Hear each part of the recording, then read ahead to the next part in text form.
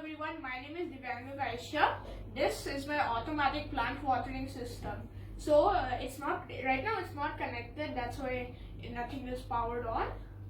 So it should work like this. Is dry soil. It should work like this. So this is the sensor, the soil moisture sensor. This one. There is the motor pump here encaged in water. Okay. So when the soil moisture sensor detects that this soil is dry, currently it is dry, it will send a signal to the Arduino.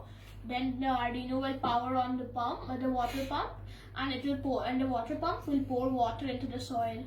And then once there is enough water, the soil moisture sensor will detect that. It will send another signal to Arduino, and then the Arduino will turn off the pumping motor. The pumping motor is connected to this battery, which is connected to a relay. Okay, so let's turn.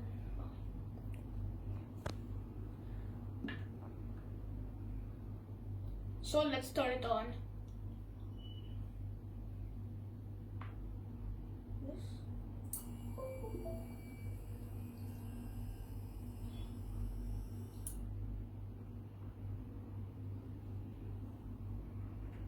The soil is completely wet.